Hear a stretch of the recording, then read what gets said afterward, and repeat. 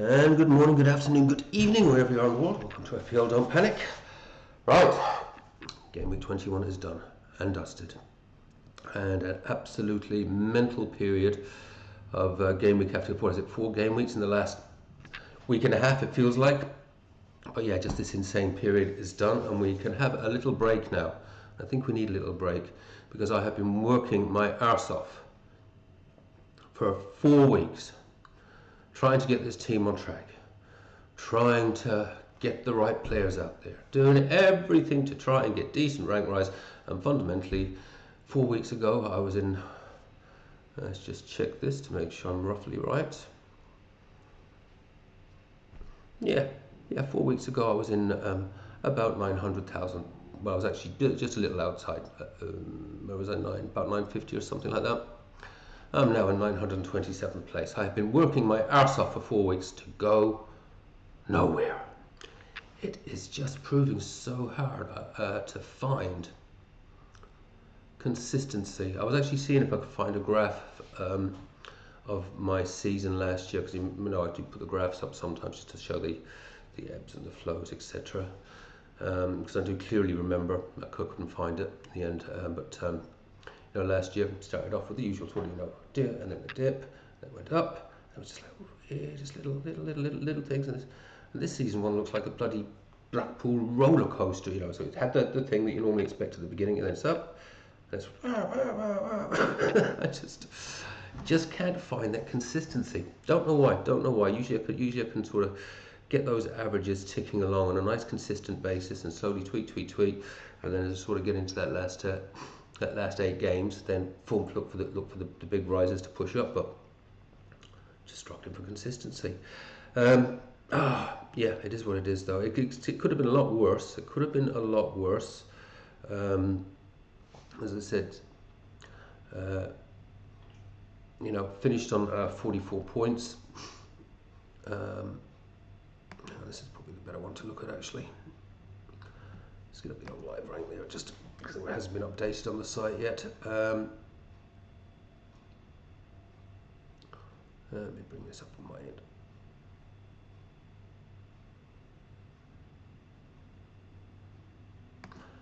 Yeah, 200,000 rank drop. But honestly, even just those Gabriel kept disappearing in and out just at the death, in and out of the bonus points, and just that 3 points. He was actually on 2 or 3 bonus points, which was about 50,000, and just at the death, I saw the corner, and just at the death, they went up for that corner. The corner came in, it's gone to Gabriel, and he missed it, and I think it was Kirkis came across, and somewhere in all that melee in the last few minutes, he dropped out of the bonus points, and I think it was Kirkis that came in with the 3.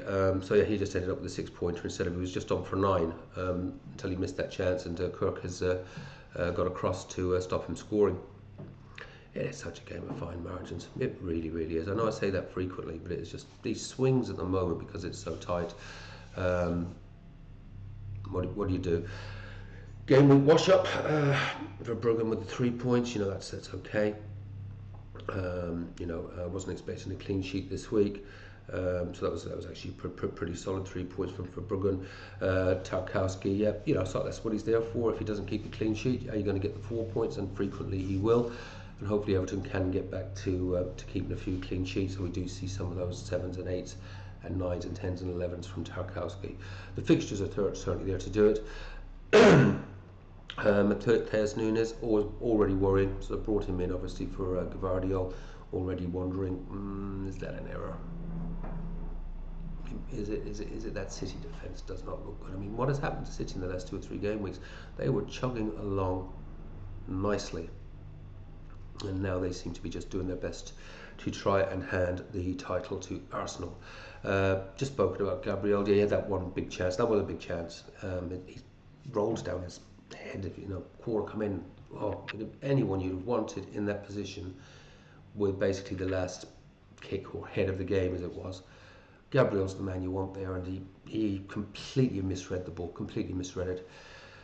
The game itself wasn't a game of the highest quality. I thought Saka was good, really good in the first half, and then he kind of disappeared in the second half. Liverpool kind of took over.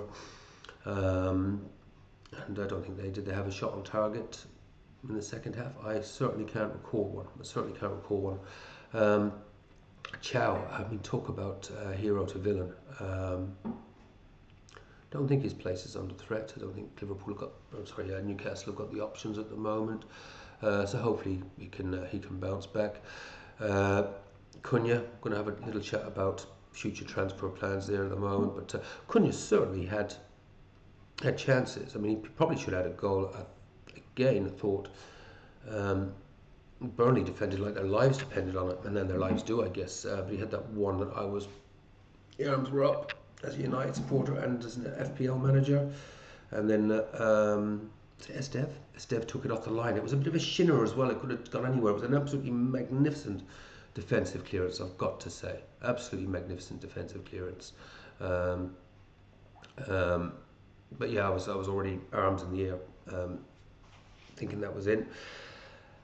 Now, I only saw the first half of the Chelsea match. I, for one, I'm not going to be. We'll talk about future transfer plans shortly. I, for one, I'm not going to be stocking up on that Chelsea team at the moment, even though the fixtures are there. It could be a mistake. They've got some absolutely magnificent fixtures, but why do they always seem to get someone bloody sent off or play poorly, or they just, I don't know. New manager though, apparently. Now I don't know a lot about this manager, but apparently he's a manager that likes to go on the all-out attack, etc. You know, so Parma's not going anywhere, obviously, with those fixtures. He only needs, you know, and we know what Parma can do, particularly in softer fixtures. You know, he can hit you sort of 16, 17, 18s 2 or 3 weeks in a row. You could really do with that at the moment, but obviously someone else that has to come into our thinking, I guess, would be Enzo. Somewhere down the line, I'd like a goalkeeper upgrade, but Verbruggen's doing the job at the moment.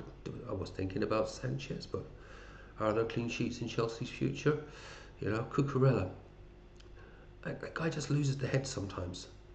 He's a very good defender in some ways, but my God, I thought about signing him earlier in the season. I'm glad I dodged that bullet. How many times has he been sent off? Twice this year, I think. Foden has to go, I think. I'm going to talk about this United City fixture in a minute. Saka, yeah, it's 3 points. It's you know, didn't get his usual 6. Probably should have done better with a chance he had in the first half. Even Arteta was going, you don't shoot earlier, shoot more quickly. So just the 3 points there. So even Saka, my reliable 6 or 7 point average, Saka is going to fall off his averages a little bit, I think, when we look at the spreadsheet. Bruno G, I know this is if we're going to give myself anything, because I haven't made too many so-called great choices in the last few weeks.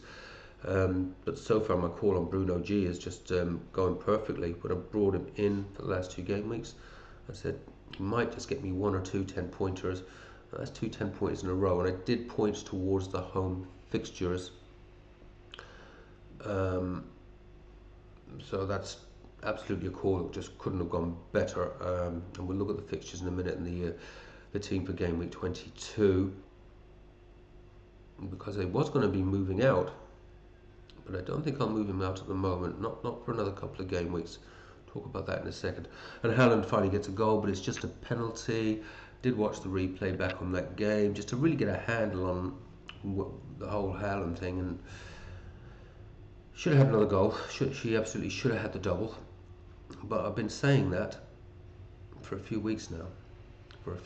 So this is going to come back to the captaincy conversation, and is it worth betting against Haaland? Fuck, that would be scary, wouldn't it? That would be really scary. So listen, overall it's not a great game week. Let's not kid ourselves here. 45 points looks like, unless don't think there should be anything taken off anywhere.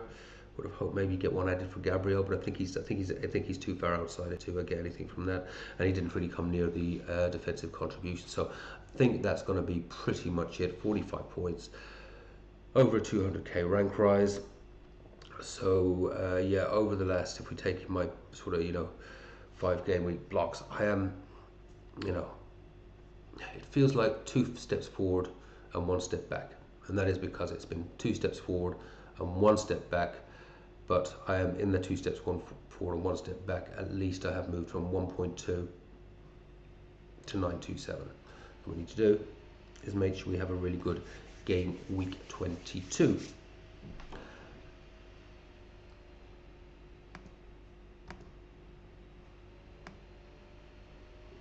So just move that down there. That's my nice background gone.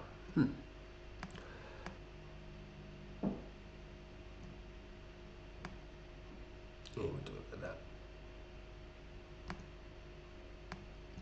We don't need to see this anymore. We can just put me in the corner there. Okay, if I was to pretty much go out with the same team exactly, you can see it's not showing a number that I like. I'd like to get that number above the 60, and then hopefully get the captain's return and hit towards that 70 pointer. But looking at it as it stands there, okay, yeah, for Bruggen, yeah, I don't think that's too. Talk of fixtures. I mean, if you actually look at those numbers, you can actually see that some of the best returns for that 11. This is why it's so hard to predict. Some of the best returns for that 11 have come in, you know, like say if you take that sort of game week 17 block, and that obviously does need to account for Gabriel's numbers, but Gabriel's showing the consistency, so I'm happy to keep those numbers in there. The 2 of the fixtures there for Gabriel obviously come from his pre-injury games, but he has continued that consistency, so I think it's fair enough to have them in there, and that's why I marked them in white. But yeah, that game week 17 is there, you know, showing a 73. Fortunately, you've got that floor there of 33 in game week 18, but again in game week 19, loads of blue fixture difficulty ratings and plenty in a decent shade of green, and indeed game week 20 there, a bit of red, bit of blue. This game week 21, I mean, it was pretty much a sea of green. I mean, and Verbruggen was the one with the red fixture, and so I was very, very happy to see the 3 points come out of that. This is what I'm saying. It's just like, you know, it is just, this is a weird season, and as I said at the beginning of the video, you know, last year, you know, it's about maybe about game week 15 or so, and it was just like, it's just this consistency, nice steady rise, no big voo, and this season it's like shoo, and it's just really, really hard to predict. However, I shall continue to try.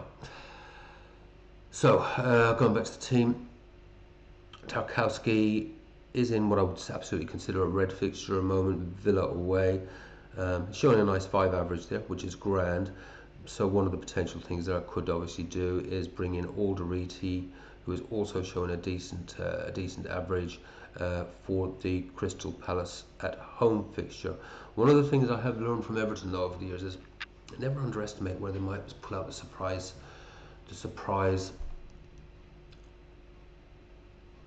clean sheet. So not ruling out having Tarkowski still in there, but looking at the spreadsheet logically, you'd say Tarkowski out and Alderete in, given the fixtures. But in all honesty, I can't see City keeping a clean sheet away to Man United. So it could be could also be that I'll take Núñez out. Back to benching dilemmas. I hate benching dilemmas. It's one of the reasons why it's actually been quite nice in a way having such a light bench, because it removes that freaking thinking about it all week. You do this, do that, and you change it about 20 million times, and you still get it wrong. But I actually think Everton have got a better chance of keeping a clean sheet away to Villa than City have away to United. I actually think that game could get quite chaotic, and we could end up with anything like a 2-2 or a 3-3. I might be more inclined to move Núñez out, to be honest with you, and just take the chance and leave Tarkowski in there. I think Tarkowski more likely maybe to pick up the bonus points as well, so there's more likely of getting that nice steady 4 out of him. It's what I'm going to think about. I just think there will be a bit of a Solskjaer bounce factor. And that Solskjaer bounce factor could mean, you know, United. People have this impression that United under Solskjaer were like this amazing attacking team. we were not. We were a counter-attacking team. We held very little possession. We were operating on about 40% possession most of the time, but we were actually quite exciting to watch as that counter-attacking team, as we were pushed back all the time, but then had the players, to play our defence really quickly and sharply. Now I think we'll have the AFCON boys back, won't we? We'll have Mbumo, Ahmad. Don't know if there'll be anyone back from injury, but then we've obviously got Bruno. Bruno's back. We'll talk about that again in a second. I think United will concede, and I think City will concede. I think it's going to be something like some ridiculous 2-3 or 3-2 or even 3-3 or 2-2. There's going to be goals in that game. Neither team can defend, and that's the truth. It's going to end up 0-0, isn't it? Yeah, so my instinct at the moment, depending on what I do in transfers and things like that, and we'll talk about that in a second, what my options I'm thinking of on the transfer side, but I think I'm going to be more likely to play Alderete over Nunes, and it kind of suits me from a United perspective as well, as a United hat on. I don't want to fucking be hoping that my fucking team playing United keeps a clean sheet, but you have to think sensibly, dear. That's what's best for your FPL team. You can fuck right off. Right. Yeah. Nunes is out, I think. I'm going to play. I think I'll play Tarkowski. That's my bus team decision, I think. Gabriel. Just keep picking up the points. Keep doing what you do, and hopefully you can get a goal or two along the way there. Forest away. Yeah, it's not bad. Not bad at all. Chow needs to get on a little redemption arc. I like consistency, not 17 points one week and bloody -1 the following week. I just love seeing consistency of performance, and I haven't got too many that I would say are achieving that real nice consistent level. And yeah, he looks like he's looking like another yo-yo boy. Good fixture though, but Wolves are on the improve. That young lad, Main, I do like him. And I'm going to talk about that again towards the end of this video. But I do like Main. He looks very good, and he looks as though he's locking himself into that team. Wolves are looking better. Let's be frank. I don't think there's an earthly that they can save themselves. But they seem to be playing with a bit like the weight of the world is off their shoulders at the moment. They've had a few players come back as well, but they're actually looking a reasonable attacking unit. Yeah, Chow. Yeah, clearly though he'll be playing in that fixture, but it is Newcastle away from home, and Newcastle don't tend to do very well away from home. Cunha.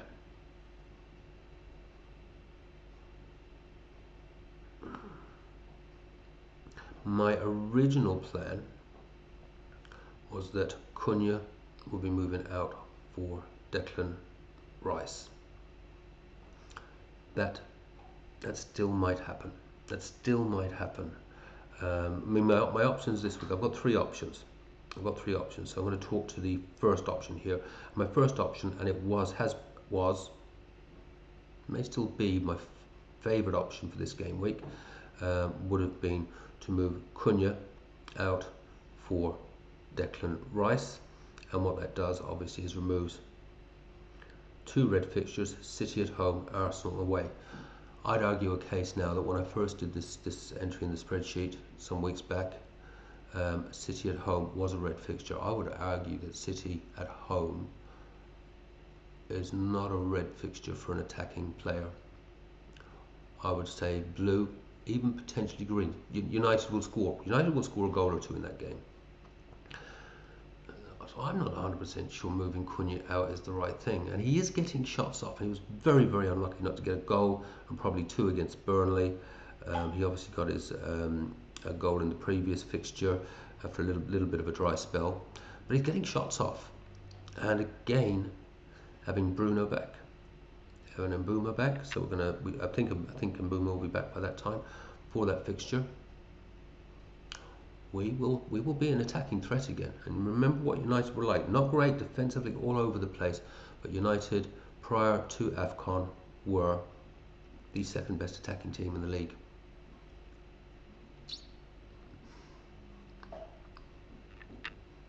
Do I really want to move Cunha out? I don't think that's a red fixture anymore. And it would just be sod's law that I do this and Cunha goes on.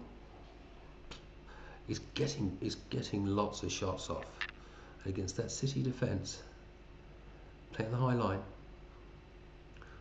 Yeah, because they will have a lot of the possession. They'll have most of the possession. Not convinced. Not convinced I should move Cunha out just yet. I do want Declan Rice though. I do want Declan Rice. Palmer. Okay. This is now the one, I guess. This is Palmer. This is what I brought you in for. Your averages are pretty average, to say the least. But I have had a few returns from you. Just that blank yesterday has dropped you down to a 3.4 from where you were. I think it was about 4.5 or something like that. Brentford home. Palace, too many games, small squad. Crystal Palace away, West Ham home, Wolves away, Brentford home, Burnley home, new manager. Now has to be the time of Palmer Halls. I've made my bed. I had to lie in this one and just hope that it does come to pass, and that Palmer does prove that player that we know he can be.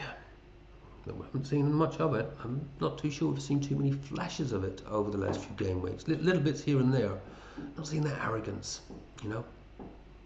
Not seeing that arrogance. We know when Palmer is on it. You know it within 5 minutes of the game starting. You think, oh, Palmer's on it today. But the opportunities are there within some of those fixtures. You don't rate Brentford an easy fixture anymore. Certainly not from a defensive point of view. In fact, Brentford have been fantastic the last few weeks, haven't they? I mean, they really have. They really have. However, it ain't changing. He's not going anywhere. Brentford home. Let's see if we can start to push those averages up. Saka. I mean, it was a match against Liverpool. The chances were few and far between. He probably could have had something out of that, but the chances were few and far between. But again, Saka's there for generally sort of get me that 6-7 pointers. But I think across those fixtures, Forest away, United home, Leeds away, Sunderland home, Tottenham away. Yeah, I think there's points there for him. Maybe we will actually finally see a Saka 10-pointer. As I said, Bruno G's just been fantastic. He was supposed to be going in 23.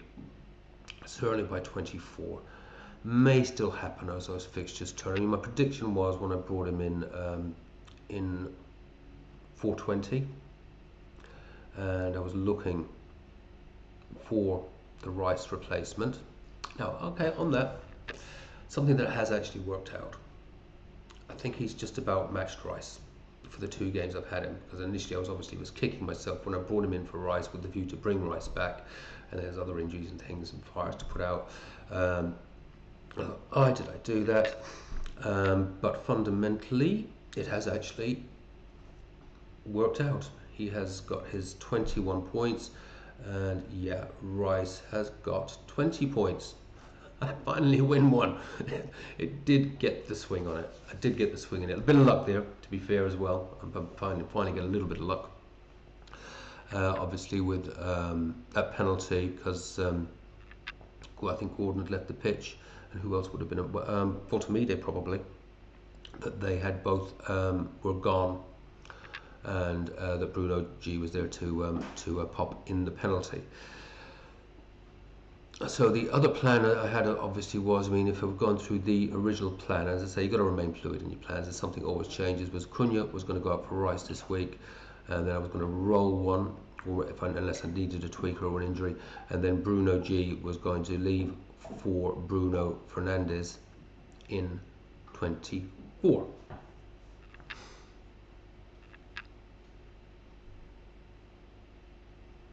So I'm gonna keep that one under consideration. I'm gonna keep that one under consideration. That if that's still the path that I end up going, might be. I'm not going to make any decisions at the moment. Yeah, Haaland. I mean, that's still, we're still underwhelming. Call it what you will. I watched back the highlights. Yeah, he should have got his penalty.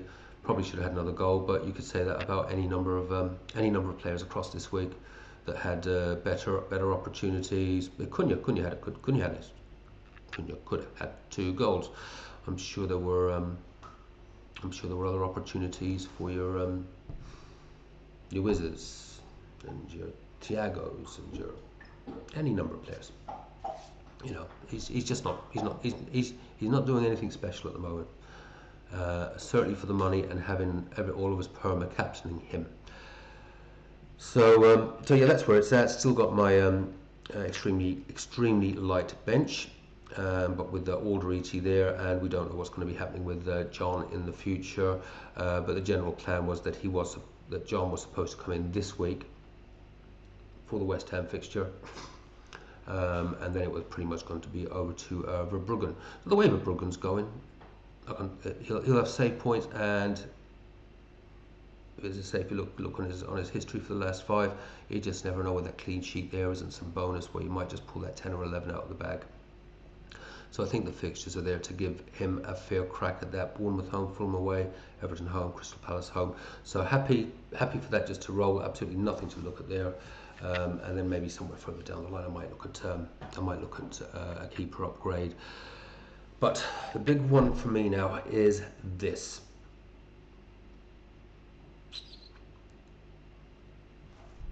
You should get Foden out. He's fucking playing against your team next week. I thought I told you to fuck off. But you're right, actually. You're right. Foden is the one. I have been trolled by Foden twice this year. You see, I like Foden as a player. I really, really do. I think he's an incredibly talented lad. But when it's not happening for him, it's not happening for him. So I brought him in earlier in the season when he was actually just looked like he was getting the chances. It was all going on. It was looking really up. Okay, try and time it. Time bringing him in for a decent run of fixtures. Nothing. Nada. Blank. Oh, fuck it. Can't do this. Moved him out. 2 game weeks later. Oh, fuck. Get him back. Got 1 haul out of him. Now it's been like 5 blanks in a row. Know damn well if I move him out,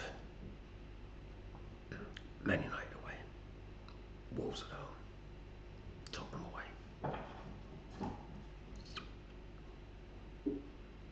He's going to hurt me. That's what Foden does to me. I didn't get to the story last season where in the middle of the night I woke up and something had happened. There was suddenly an injury popped up, and I looked at Foden's numbers quickly. It was about 3 or 4 in the morning, and just bring Foden in. Let's cover it. Go back to sleep. Did nothing. He continually trolls me. Yeah, that's when I needed the buyers from Worst chip. Could do with that a few times this season. If I was to do something, okay, I'm going to run through the things that are in my head. 1, yeah, just do Cunha. That was the plan. Get him out, Rice in, then you've got Rice for a couple of nice fixtures, and you're removing the 2 red. So I don't think that City at home is a red fixture anymore. The landscape has changed. City have had more defensive injuries. Solskjaer's come in.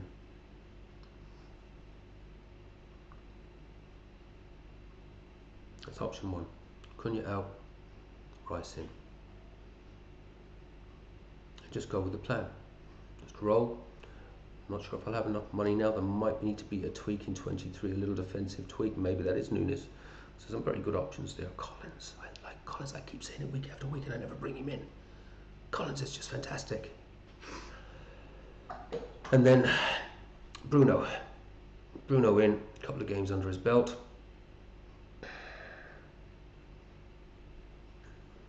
Four decent fixture. Fulham, Tottenham home, Everton away, not too bad either. Plan 1. Plan 2, just Foden out.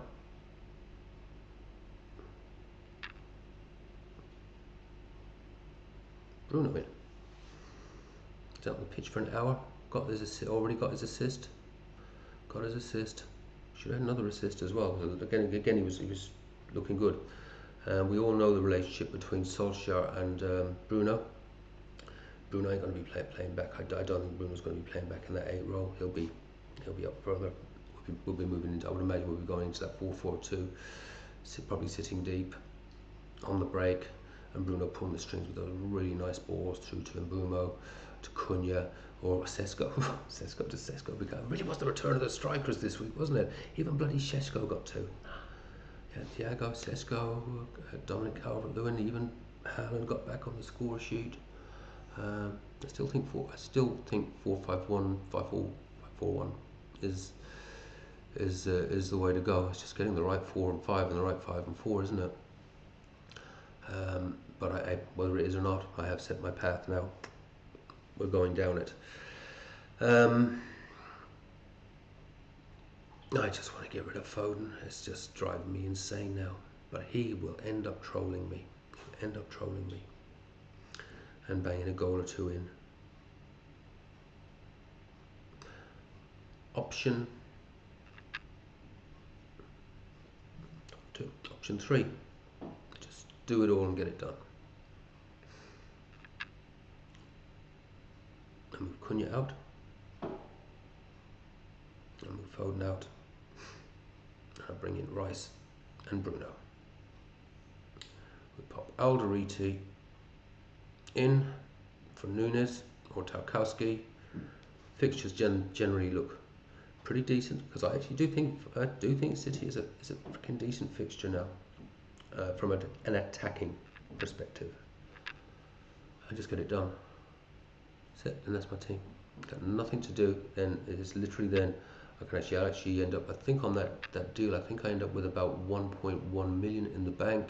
We'll just roll a few, and then I can actually strengthen up that bench progressively by bringing in Mane, and just who I think is now pretty much a lock-in for Wolves. He's got to be playing like that, hasn't he? Mane and Krupi Jr. Get a picture on how his minutes are for Bournemouth with Semenyo going. Anyone? Hey, well done anyone that held on to Semenyo right to the death. What a lovely farewell goal from him. I like Semenyo. Is he an FPL asset anymore? Probably not until we see. Well, this is the other thing. Semenyo coming in. Are Foden's minutes under risk? You really are hearing my brain ticking on this one. I think Foden's going to go. I want to remove that rotation risk, and I just want to remove that C of 3-2, 3-2-2 and that 2.4 average. And it will be Rice coming in with a nice healthier 8.75 average, which should push the general averages there. I'm showing up. I'm showing up over the 60 again, and then we start to deal with the question that I raised in my last video. Is it time to get off a Haaland captaincy? And as terrifying as it would be, and it will be terrifying, that run of fixtures there for Rice, Forest away, Man United home, Leeds away, Sunderland home, Tottenham away. Perma-captain him. Hope he maintains that sort of nice 9-point average. And Haaland still stays down there with that sort of, blank, blank, blank, blank, blank, goal, blank, blank, blank, blank, blank, goal. That Wolves fixture on 23 would be terrifying, wouldn't it? These are the questions. These are the dilemmas that I have now got a week and a half to think about, which is great. It is time to relax, guys. It really is. That was a very, very intense few weeks. My missus, this is really timely actually, because I have really overindulged in football the last couple of weeks, but my missus arrives in from the UK tomorrow, and I don't think I would be getting away with what I've been getting away with the last 2 weeks if she had been here. So it'll give me a couple of weeks just to indulge her, bring her out for fine wines and walks along the beach. First, it is her first time in New Zealand, so I'm looking forward to it. I've got a couple of nice weeks to show her around and enjoy all that. So listen, I'm going to call it on that. Giving you a little bit of my thinking, etc. So yeah, it's not great, but as I say, 2 steps forward, 1 step back. I'll take that.